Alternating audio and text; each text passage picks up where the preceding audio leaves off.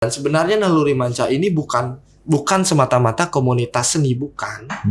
Karena Tiang lihat kalau kita terlalu terpaku dengan satu circle, jadi edukasinya tidak akan berkembang gitu. Maka dari itu kami di sini membuat ruang Naluri Manca itu ada berbagai hal yang bersifat generasi budaya. Dengan nama yang luar biasa, kemudian aktivitasnya juga luar biasa karena kemarin sempat viral ya tidak hanya di Bali, nih di Indonesia sempat tembus ke Indonesian Got Talent. Nah, gimana langkah-langkah Gus dan kenapa bisa harus sana gitu ya? Tertarik dan bisa sampai ke situ? Kan tidak banyak orang bisa berpikir untuk sampai ke situ gitu. Iya. Kita yakin bisa, kita pasti bisa.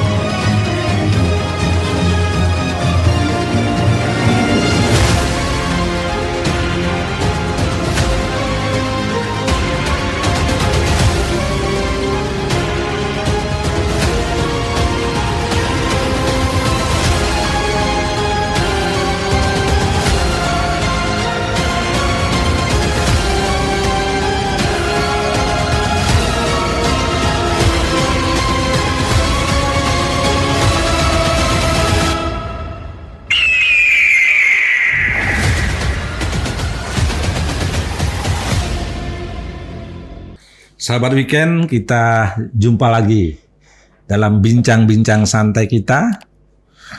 Beberapa waktu yang lalu kita sempat dihebohkan dengan salah satu penampilan seniman Bali yang tergabung dalam Naluri Manca dalam kegiatan Indonesian Got Talent 2022. Dan apa itu Naluri Manca dan siapa sebenarnya di balik Naluri Manca yang sempat menghebohkan Indonesia dalam Indonesian Got Talent itu, saya hadirkan Gus Eka. Halo Gus Eka. Ternyata masih muda ya. Masih muda ya. Gimana kabarnya Gus Eka? Ya, Astungkara sehat. Jadi selalu produktif ya Mas ya. Harus, masih muda. Dari kemarin di Jakarta kan. Iya. Sampai Bali harus produktif. Iya. Banyak ilmu. Gus Eka, apa backgroundnya kok sampai tertarik lah membina atau paling tidak ingin punya mimpi mengembangkan budaya dan seni Bali ini? Ya, ini pertanyaan yang saya senang sekali Pak Rum. Jadi begini, mungkin salah satu ruang kita sebagai anak muda untuk beraspirasi ya gitu. Pertama, boleh yang curhat dikit? Oh ya, harus. Ini tempat curhat. Oke. Jadi Tiang punya latar belakang dulu Tiang adalah tamatan SMA Negeri 3 Denpasar. Jadi terus kuliah di keguruan, sampai sekarang ngajar juga gitu. Dan punya basic latar belakang memang suka berkesenian. Seperti itu. Terus yang membuat matang sehingga terbentuknya persepsi untuk membuat sebuah ruang, itu salah satunya karena pengalaman juga. Karena Dumun Tiang orang suka berorganisasi kan. Jadi di SMA Tiang jadi ketua ekstra tabuh dulu namanya Bangken Dongkang kan gitu ya. Itu lah hit-hit juga. Nah terus ada di Lepi Astane Tiang juga jadi ketua senat, terus ketua STT, dan terus salah satu ketua komunitas juga yang bergerak di bidang seni, dan akhirnya di tahun 2020 melahirkanlah Naluri Manca. Jadi Naluri Manca itu lahir di tanggal 26 Februari 2020. 26 sebelum Februari. ulang tahun Kota Denpasar. 27 Februari itu ulang tahun Kota Denpasar. dan ulang tahun saya itu. Berarti lagi dikit nih. Jadi kalau saya ulang tahun dirayakan oleh Kota Denpasar. Ya, diundang Naluri Manca kan ini. Tapi belum diundang loh ya. Belum ya. Next nanti tahun depan kan ada kan gitu. Jadi lahirlah di tahun 2020 itu Tiang sama teman-teman di sana merancang gitu. Jadi teman-teman Tiang ajak untuk buat sebuah ruang. Bagaimana caranya kita bisa memberikan ruang kepada khususnya generasi muda. Dan sebenarnya Naluri Manca ini bukan semata-mata komunitas seni, bukan. Karena Tiang lihat kalau kita terlalu terpaku dengan satu circle, jadi edukasinya tidak akan berkembang gitu. Maka dari itu kami di sini membuat ruang Naluri Manca itu ada berbagai hal yang bersifat generasi budaya. Jadi contohnya, nah kami di sini ada yang namanya organisasi muda gitu, bergerak ke sosial. Dan terus ada yang bergerak ke dunia bisnis juga, ekonomi, kreatif kayak gitu. Dan terus digital. Nah seperti ini jadi tidak monoton semua itu seni aja gitu. Cuman memang prioritas basicnya adalah seni. Terkadang kita juga harus memahami apa sih seni itu gitu. Dan apa yang tidak menggunakan atau apa yang tidak dilibatkan dalam unsur seni. Betul. Semua itu seni. Betul. Bahkan di dalam hidup kita menjalankan sebuah rutinitas itu pun juga seni. Secara tidak langsung. Benar. Keindahan alam itu semua seni gitu. Iya. Jadi itulah yang menjadi sebuah pondasi landasan dasar kita untuk bergerak. Kreatif. Jadi seni dan berkesenian itu kan dua hal yang berbeda ya. Berbeda. Ya. Berkesenian kan lebih kepada aktivitas budaya, nari yang gitu. Tetapi Naluri Manca tidak hanya itu. Tidak hanya itu. Oh, keren. Jadi Tiang karena berpikir juga ketika kita di era sekarang gitu transisi, anak muda menjadi peranan. Kan seperti ini kan ya. Nah, Tiang berpikir dengan teman-teman, kalau kita tidak kolaborasi, kita tidak akan berkembang. Betul. Era 5.0 kan era kolaborasi. Era kolaborasi. Dan bukan kolaborasi dengan satu circle. Iya. Berbagai circle, bahkan sepak bola pun kalau masih bisa dibuatkan seni, ayo kita buat. Ya. Dan sepak bola itu seni loh. Ya. Ya, kita tonton kan Piala Dunia. Keren, spontanitas semua. Keren itu. Siapa yang menyangka kayak gitu. Ini ternyata yang kita ternyata enggak kan gitu ya. Itu seni juga kan. Betul. Nah, semua itu seni. Maka kalau masih bisa kita kolaborasikan, kenapa tidak? Jadi nama Naluri Manca itu kenapa? Menarik. Naluri itu kan hati nurani. Kadang-kadang orang awam pun bilang, kok enak menyebutkan Nikenge gitu, bukan hanya orang Bali. Jadi salah satu hal yang menarik juga untuk dibahas karena kenapa mengambil nama Naluri? Naluri itu adalah sebuah insting atau hati kecil yang berbicara di bawah sadar sebuah pemikiran. Kadang-kadang kalau dimikirkan sesuatu itu kan jauhnya ke planning ya, kita bisa memikirkan, tapi naluri itu tidak bisa seperti itu. Tiba-tiba saya mau minum, nah itu naluri berbicara, bukan hal yang dipikirkan untuk meminum, nah seperti ini Jadi itulah naluri. Ketika kita akan melakukan sesuatu hal berdasarkan naluri, sehingga hasil itu akan jatuhnya ke tulus ikhlas. Karena tidak ada tuntutan, tidak ada perencanaan yang begitu berlebihan dan lain sebagainya, hanya tulus, naluri seperti itu, hati kecil kita dorong untuk melakukan suatu hal yang berpositif kan gitu nih. Terus manca. Tapi kata manca niki. Nah, kalau orang mengatakan niki kan 5 biasanya manca. Secara mitologi kami diajarkan bahwa manusia lahir ke dunia itu berdasarkan manca.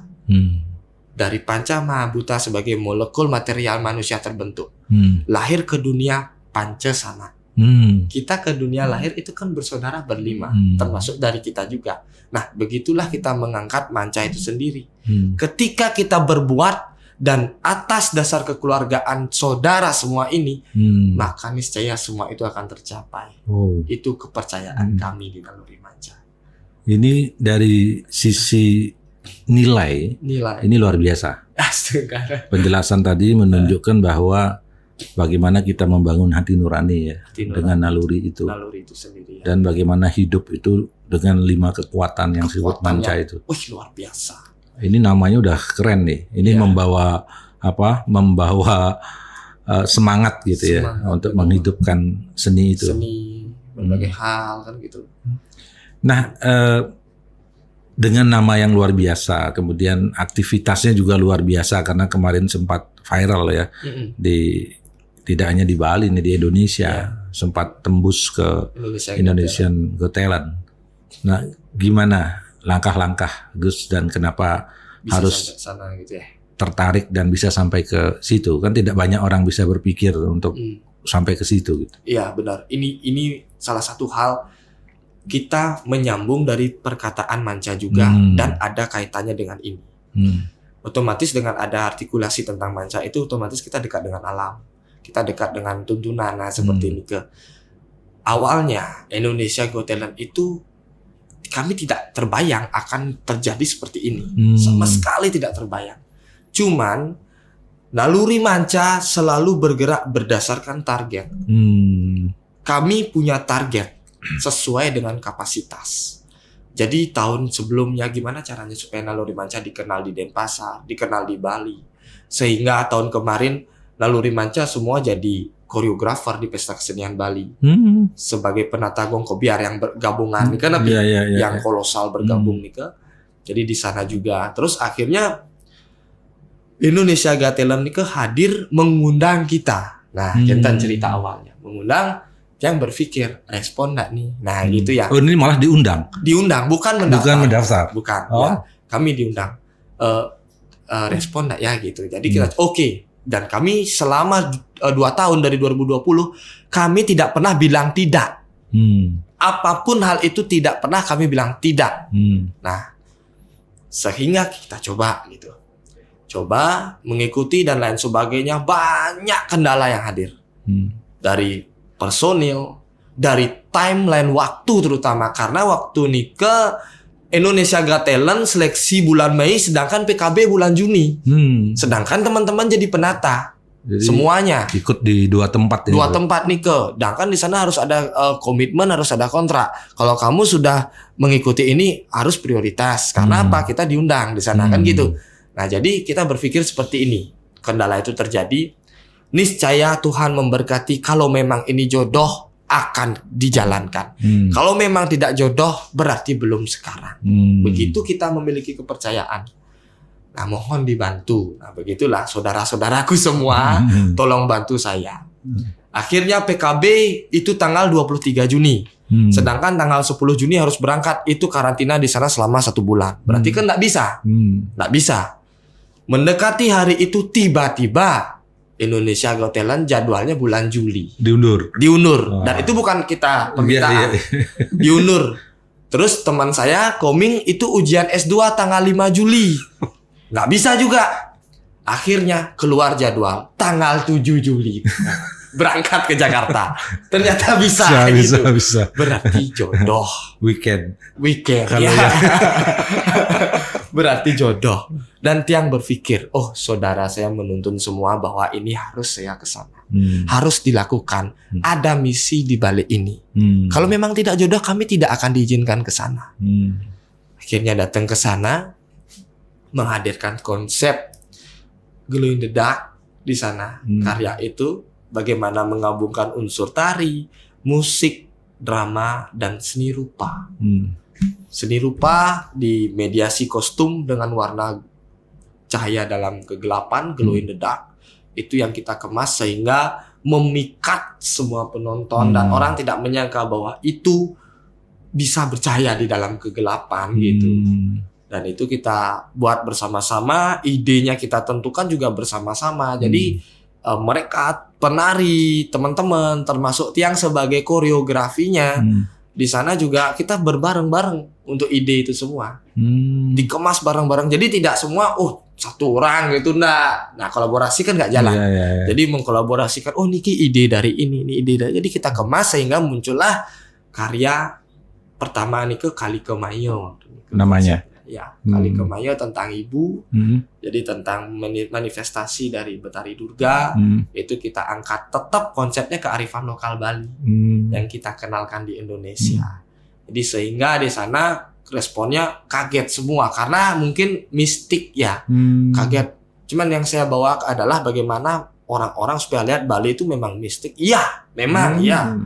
Secara Taksu. energi, taksu memang seperti itu. Jadi saya tembak lebih kepada mistikalnya. Bagaimana teriakan orang kan tahu, wah ini kesurupan. Padahal itu memang begitu orang menari gitu. Matanya kan gitu orang lihat biasanya orang luar nih kok, matanya. Terus tiba-tiba satu momen mati semua lampu nih kok. Ternyata nyala kostumnya gitu. Itu yang menjadi daya tarik dan nilai plus. Sehingga sampai kemarin itu mau ngasih golden ticket, cuman karena kita jatuhnya D4, goldennya udah dipakai di awal. Kalau seandainya itu kita jatuhnya D2 atau D3, mungkin kita udah dapat golden buzzer ya. Udah ke final langsung kayak gitu. Gitu ceritanya. Ini kan mengumpulkan satu kan dari sisi ide dulu ya. Benar. Ya.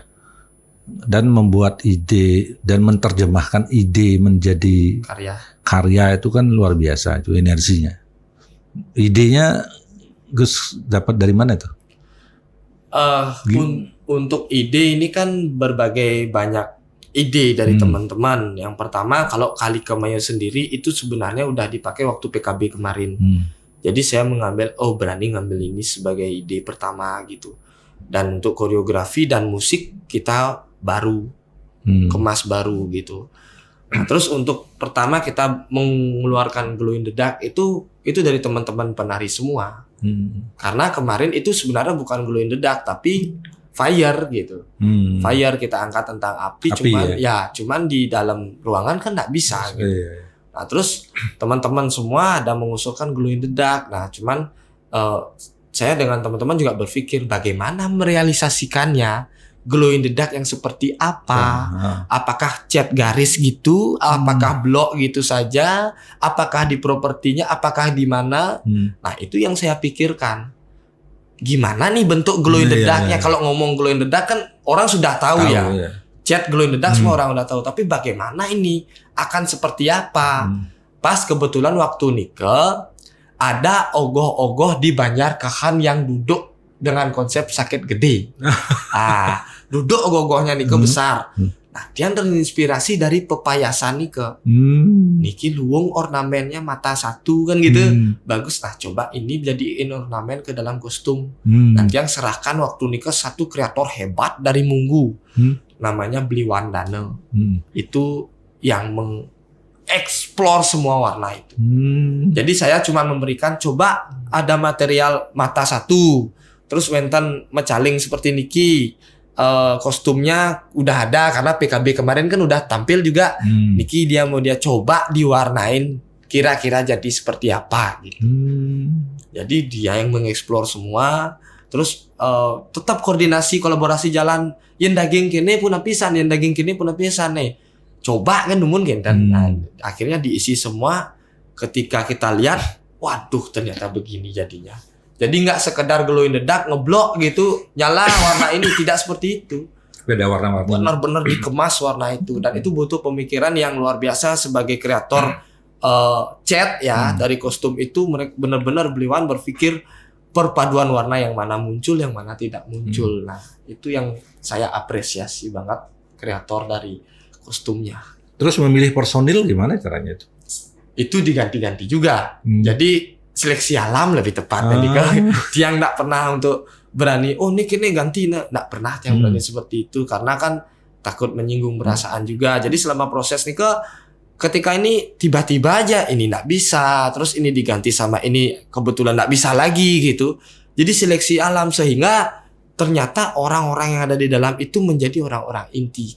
Saya juga inti kami di Naluri Manca. Karena untuk memilih penari itu kami di Naluri Manca bukan sekedar basic. Tidak 3C yang menjadi sebuah prioritas kami. Apa itu? Komitmen, kompetensi, karakter.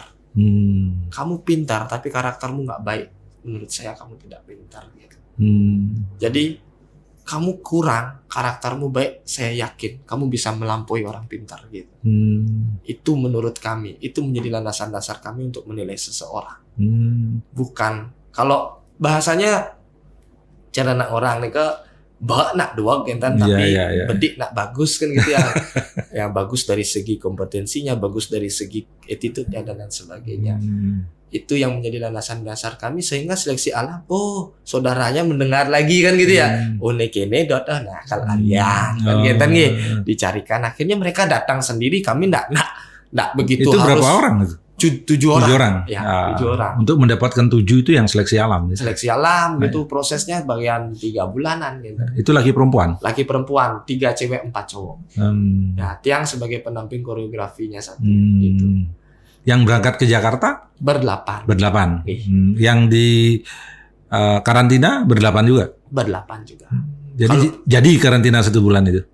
Untungnya bolak-balik. Jadi main lolos, mikir konsep. Hanya 1 minggu waktunya, balik langsung pikir konsep, langsung buat karya baru. Berangkat lagi, lolos lagi mikir konsep, waktunya cuma 1 minggu aja. Jadi waktu sangat singkat untuk menghadirkan karya baru. Naluri Manca ini ada di Denpasar ya? Ya, base-nya ada di Kesiman dan di Sanul dan di Denpasar sih. Di Denpasar ya. Kemarin mewakili Bali lah, bilang begitu ya. Pesertanya berapa itu? Untuk peserta di Indonesia Got Talent itu 9.000. 9.000. Ya. Itu kan seleksi ke kota-kota nih Kak Dumun. Jadi dari se-Indonesia kota-kota diseleksi mendapatkan 9.000 peserta baik yang mendaftar maupun diundang. Cuman yang diundang nih ke beda kategorinya. Kita yang mendaftar, jadi total itu disampaikan oleh salah satu program televisi yang ada di Indonesia Got Talent itu ada 9.000. Ini kontestan terbanyak dari event-event yang lain. Hingga 9.000 terseleksi. Waktu kita berangkat ke Jakarta itu ada 380 dari 9.000 yang seleksi. Karena kan setiap kota nih kan membuat seleksi lagi, lagi lolos, lagi seleksi, baru berangkat ke Jakarta. Kan? Jadi dari 9.000 nih ke jadi 380. Untuk Bali? Yang lolos sampai quarter final 1. Naluri Manca. Ya. Jadi ya benar dong mewakili Bali ya. Ya mewakili Bali gitu. Jadi tapi dari kemarin itu banyak sih orang Bali juga. Banyak yang kita ketemu juga ada di Jakarta. Ada, tapi untuk sampai ke tahap quarter final itu Naluri Manca. Ya. Pada quarter final itu artinya berapa grup itu? Itu ada 15-an ya di atas 15. itu. Ya, tapi kalau masing-masing kategori ada 10. Maksudnya gini, di Indonesia Got Talent tuh ada 4 kategori. Ada dance, ada musik, ada magician sama variety. Itu ada 4 kategori. Jadi masing-masing itu maksimal 10. Naluri Manca pakai ngambil yang mana? Dance. Ya, cuman di sana kami di konsep quarter final itu, setelah itu kami ada konsep penggabungan. Jadi ada narinya, ada main musiknya, ada sulapnya juga gitu. Ada akrobatiknya juga. Itu yang hadir di dalam karya. Kayak gitu. Nah, setelah lewat lah Indonesia Got Talent ya. Mimpi Gus Eka apa nih? Kaitannya dengan Naluri Manca. Ya, saya punya mimpi besar banget. Astungkara dengan mungkin teman-teman generasi muda mendengar ini bisa terpacu juga ya.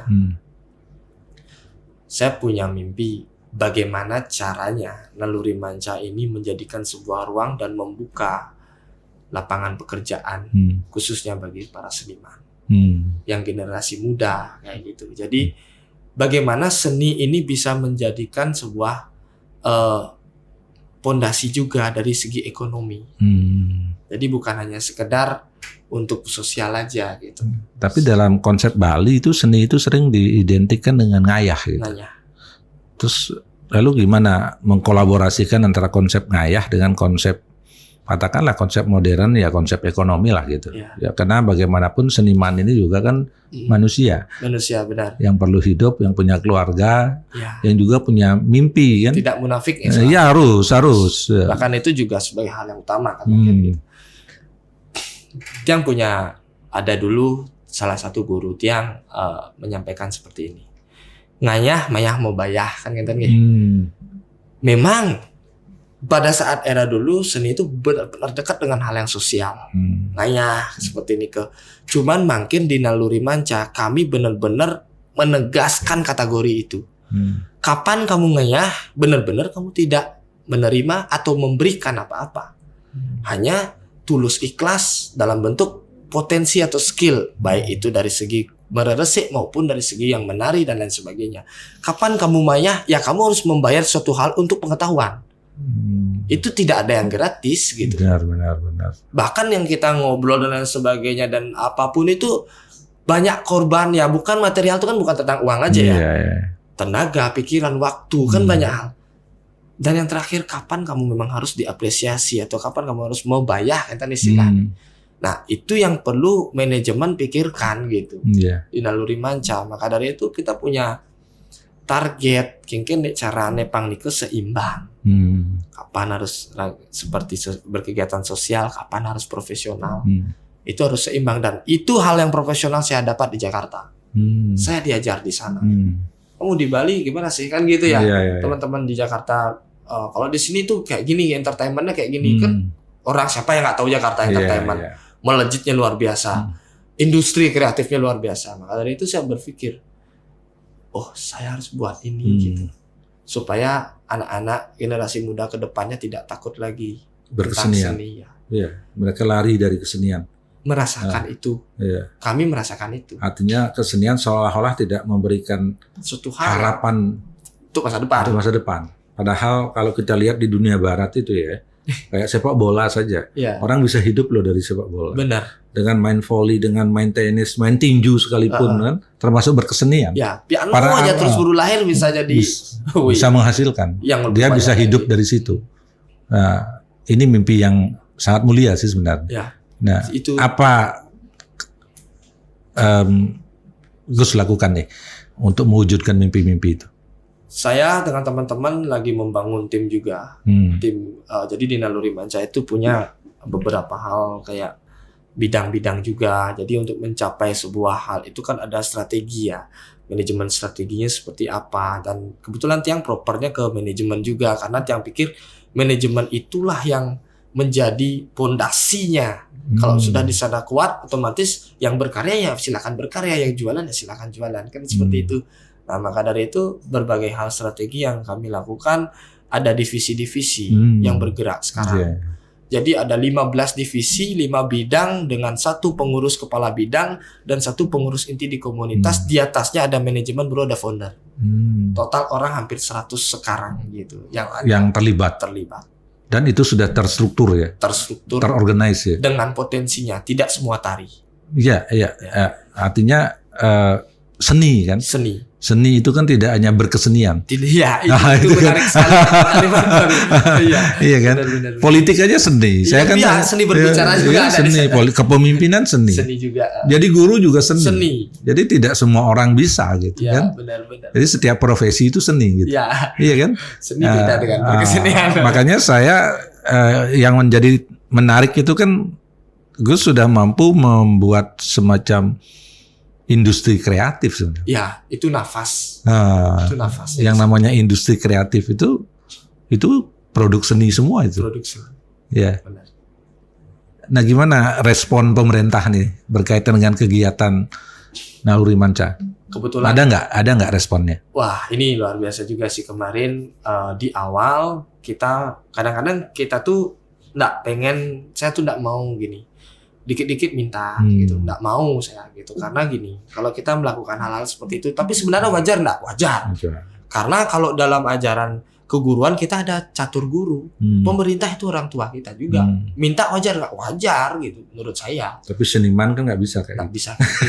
Maka dari itu saya menugaskan necen pantas, necen dadi. Kadang-kadang hal yang dadi belum tentu pantas gitu. Makanya jadi kamu bahasanya pantas dan bisa gitu ya. Pantas dan patut gitu. Ya, pantas dan seperti itu. Maka dari Niket yang menegaskan sama teman-teman dengi deh gitu. Tapi berbuat. Berbuat sehingga kamu layak untuk menerima itu. Pantas untuk meminta. Gitu. Jadi selama lahir Naluri Manca, pertama apa kontribusi yang Naluri Manca berikan sama Kota Denpasar? Jaya Bayo. Pertama kali pandemi orang tidak membuat mebarung, PKB tidak ada waktu Nike, Naluri Manca tahun 2021 sudah mebarung. temanya Jayabayo, bangkit dari keterpurukan. Sudah buat itu di Dharma Negara Alaya tanggal 26 Februari 2021 setelah Niko PKB jalan. Tapi menggambarnya udah pakai mutsil. Niko sudah tiang dobrak. Bahkan ada idang kalau Niko kira-kira ngajak dobrak ya. Dan peduli yang penting berkesenian tetap jalan kan Niko. Tapi protokol kesehatan tetap jalan. Karena tiang pakai satu harus ada swab dan lain sebagainya. Terus menggambar nih kau pakai mutsil. Ya, jadi nggak arogan juga gitu. Karena kita harus sama-sama kolaborasi sama pemerintah. Doma robangong jangan arogan. Kan itu yang salah. Gitu. Tapi dikasih cuman kita cari win solusi. Coba lakukan ini kayaknya masih bisa. Gitu. Jadi banyak hal. Kemarin juga yang paling gini kita mengadakan kegiatan namanya Naluri Menari. Itu Hari Tari Dunia. Baru 2 April 2022. Kita mengundang Didik Nini Towo waktu itu. Terus seniman-seniman di luar Bali. Supaya kita juga melek. Lihat bagaimana perkembangan seni yang ada di luar. Nah itu yang ikuti ada 2.300 seniman. Ya. Seluruh? Ya. Seluruh Indonesia, Sabang sampai Merauke ada walaupun mungkin ada satu perwakilan. Yang penting kan Sabang sampai Merauke. Iya. Mungkin sehingga efek dari kegiatan itu apa? Yang saya dapat apresiasi dari teman-teman luar Bali. Saya ceritakan kegiatan kamu di luar. Sehingga teman-teman saya di luar itu ingin membuat apa seperti yang kamu lakukan. Berarti saya berpikir dengan kegiatan itu anak muda yang ada di daerah kamu bergerak dong. Iya. Nah, sehingga tahun depan kami lakukan itu lebih intens lagi. Terus jadi terprogram lah ya. Terprogram. Sehingga komunikasinya jalan. Iya, gitu. benar-benar. Begitu yang kami lakukan. Jadi kami nggak minta gini dong gitu. Enggak sih. Kami lakukan itu positif, berkontribusi. Oke, kita jalan bareng-bareng. Gitu. Ini kan tidak saja dalam konteks seni ya. Nah, tetapi juga bisnis. Kemudian digital dan lain-lain. Itu sudah terbagi dalam divisi-divisi ya? Ada, itu namanya divisi ya pasti jatuhnya itu kan ke industri kreatif. Industri kreatif. Cuman divisinya ada beda lagi. Itu namanya 3D kalau orang kenal kan digital, desain dan dokumentasi. Cuman kalau bahasa kerennya multimedia. Lebih keren lagi IT kan gitu. Jadi itu ada divisi yang kita bergerak di dunia itu kita kerjasama sama NFT. NFT itu kan salah satu produk market digital yang baru-baru metaverse. Udah gabung sana? Sudah. Oh. Dia udah punya akun di sana gitu. Cuman dia nggak bisa jalanin. Kadang-kadang gini, seniman itu bisa berkarya cuman untuk pedagang itu tan basic nih. Gitu. Tapi kan harus cari orang yang brokernya. Yang harus cari orang yang memang tugasnya di situ. Di sana. Jadi kalau seniman nggak mungkin bisa di situ. Bisa dia jalanin semua. Biar fokus berkarya. Yang berjalan di sana beda. Makanya perlu membuat manajemen kan gitu. Itu udah fondasinya. Jadi kita udah masuk sana sampai saya bayangin kemarin ada sebuah teknologi yang luar biasa. Saya membayangkan seperti ini. Metaverse aja bisa menggambar tanpa ada alam. Nah, berarti film Spartan itu bisa membuat orang banyak tanpa harus ada orang banyak. Itu yang saya pikir. Gimana caranya? Mapping video kah? Atau LED kah? Dan lain sebagainya. Itu kan digital semua bermain. Dan saya pikir kayaknya itu bisa terwujud gitu. Bagaimana cara membuat kolosal dengan gerakan yang sama, tapi orang itu nggak ada. Kan dengan dia lihat dan menggunakan handphone misalnya, lihat mata yang lari satu orang ketika bawa handphone kamera dengan satu aplikasi, bisa. Banyak sekali ternyata ini. Nah itu saya ada bayangan seperti itu sampai kencan dia nggak itu gitu. Tapi ada kemarin ketemu sama orang, ada lukisan yang dibuat seperti itu, lukisan tuh diam. Ketika kamera ditunjukin lukisannya bisa gerak. Ya, dan itu udah ada. Itu kan metaverse juga. Dan saya bayangkan, berarti nyidang. Itu bisa. Gitu. Kita kan banyak juga momen-momen ketemunya seniman. Katakanlah misalnya di masing-masing kabupaten itu ada pesta kesenian. Kemudian di daerahnya. Provinsi puncaknya di PKB. Sejauh mana keterlibatan Naluri Manca? Sampai saat ini Astumkare dengan tingkatan tertinggi di provinsi kita juga sudah terlibat. Salah satunya kemarin ada kegiatan taman budaya gitu. kita terlibat. Terus ada undangan virtual pementasan di Darwin, kita terlibat. Terus ASEAN Pasifika OWHC kita juga terlibat sebagai pengkaji. Jadi sudah sampai di sana. Dengan kerjasama Kongjen nih kan, tapi nah Nika kan juga menjadi cita-cita ya naluri manca biar bisa bermancanegara kan gitu ya.